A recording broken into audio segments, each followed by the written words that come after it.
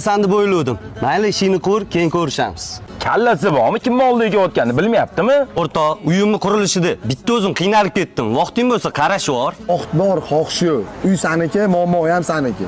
Nima qilsang qil. O'rtoq, hamma bolalarni kelib olib keldim. Bitta sen qolding. Vaqting bo'lsa qarash bor, uyda hashar qo'ydim. Kecha qarindoshlarnikida to'yda edim. Ishdan zo'r ruxsat oldim, o'rtoq.